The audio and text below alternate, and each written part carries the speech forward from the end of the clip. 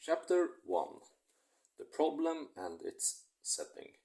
Why do the non-white peoples of the world today enjoy a much lower average standard of material well-being than the white people? The answer is compounded of history, climate, custom, powerful inertias, insecurity for investment, and legislative barriers to employment. How far can the inferior economic status be said to be caused by natural handicaps, and how far by injustice at the hands of white people? Usually there is a mixture of causes. For instance, the failure to have stamped out disease, which still retards the development of many tropical regions, is due partly to inertia in the effective spread of medical knowledge, partly to tribal superstitions and customs, partly to climatic factors. Is there an element of injustice here? Similarly, investment insecurity is partly a question of understanding of the vital role of property and its prerequisites has spread to primitive communities. Some backward peoples and their advisors have ignored or have failed to create the conditions necessary for an inward flow of fructifying capital to provide productive equipment and foster the inborn powers of the people. Consequently, where capital flowed freely and rapidly from Western Europe to the underdeveloped regions of North America before 1914, it now tends to avoid areas like India and Africa, despite their enormous development potential. Is that situation due to injustice? Economic injustice,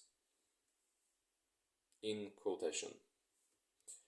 As an economist, I shall attribute injustice, in quotations, to any policy or action which is intended to perpetuate the inferiority of material standards or status of any racial group, in the inheritance of inferior circumstances or status cannot usefully be regarded as unjust, in quotation, except to the extent to which developed countries or colonizing powers can be shown to deliberately withholding opportunities from the underdeveloped areas or colonized peoples. Nevertheless, we must ourselves be just in evaluating the past. Although we may deplore the era of slavery, we must remember that the enslavement of primitive peoples was not condemned by the religious and ethnical codes which existed in the area in which it flourished. John Wesley was not unjust to the children of his day when he laid it down that they should be allowed neither to talk nor smile at Sunday school. The gradual evolution of ideas about what is appropriate in the relations of one man to another, one caste or race to another, has significantly been fostered by economic progress more than by any other cause. Some injustices may be due more to class barriers than to color barriers. For instance, there is much resentment felt against Portugal as an intransigent colonial power, but no legally enacted color bars exist in any Portuguese territory, and a South African who crosses into Mozambique is at once struck by the wholly different attitude, at least superficially, towards color. Yet, the overwhelming majority of the Africans of Mozambique are extremely poor.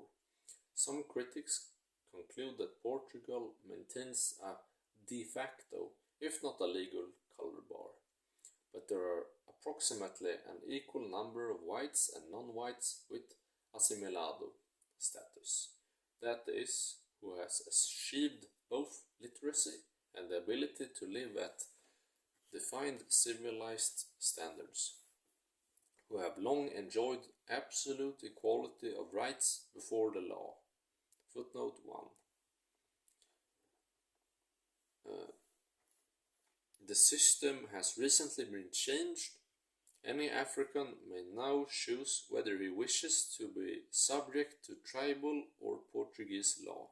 If he chooses the latter, he has the right to vote, whatever that means in a dictatorship, but he then becomes liable to taxation. Yet only 160,000 out of the populations of 6.6 million enjoy the status, and only 5% of the non-white assimilados are Africans. The rest are Indians and half-castes. If the evident backwardness of the masses is caused by deliberate policy rather than by unrestrained population growth and a paucity of natural resources, there is certainly causes for complaints of class injustice, but not of color injustice. But educated and responsible non-whites are not subjected, in the Portuguese territories, to the indignities and humiliations they suffer in South Africa. Intermarriage is a crime in South Africa. It is officially encouraged in Mozambique. The merits and defects of colonialism. The current, almost worldwide disapproval of colonialism has derived from the idea that the colonizing nations have held or are holding the colonized peoples in some sort of subjection. Nearly all of us talk of the African races having recently obtained their freedom, quotation. Yet in most of the Western-held colonies, the rule of law has been long established.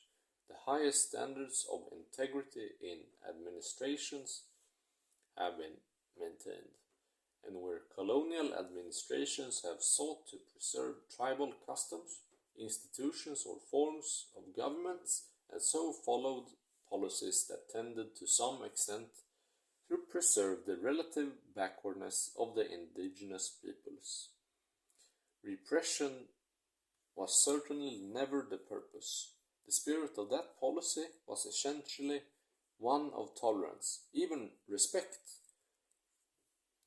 for different ways of living. It was an attitude that facilitated the task of harmonious and just administration.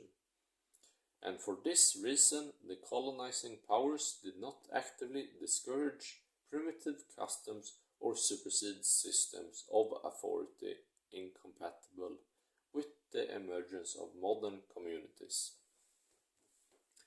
It may be charged further that insufficient was done to educate the natives as administrators, and for eventual self-government.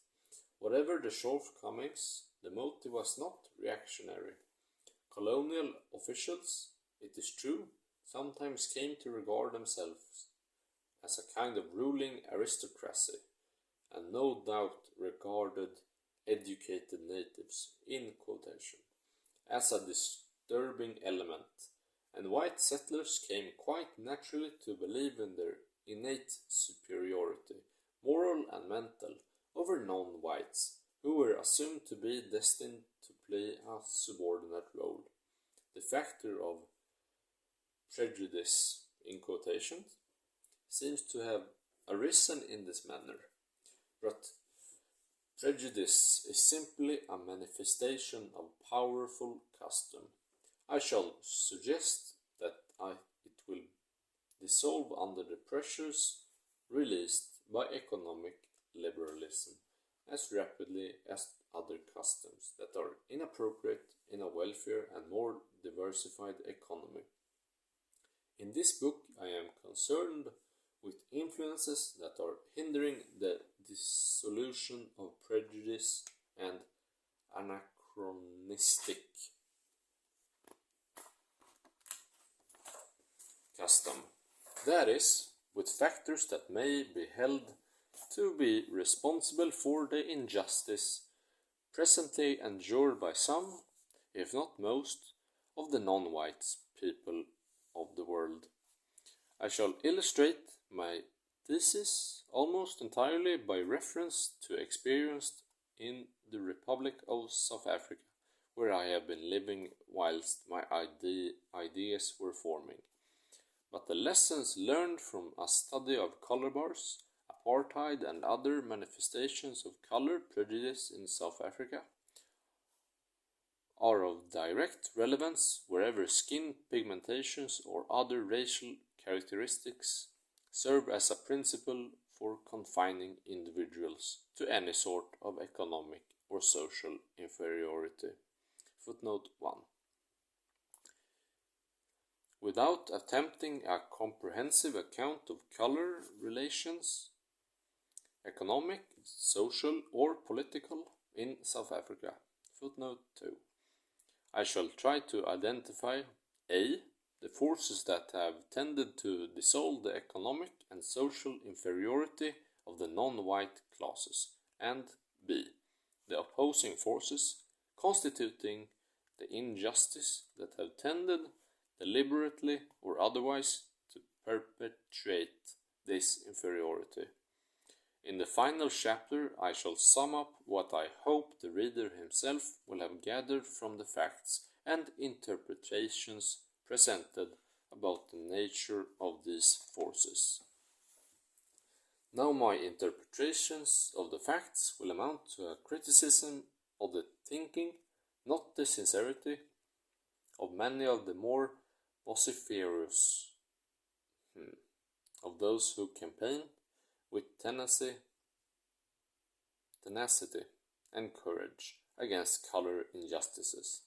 I shall, on the whole, be questioning the insight and wisdom of people with no axe to grind, the vastly more numerous disinterested opponents of racial discrimination. Footnote 3. It is ideas and stereotypes, not aims and purposes, which I shall be challenging. Among my tasks will be that of dealing with the opinions of those who stoutly and honestly defend color bars, the supremacy of whites, Baaskap, in quotation, sorry about that, apartheid, separate development, in quotation, and so forth.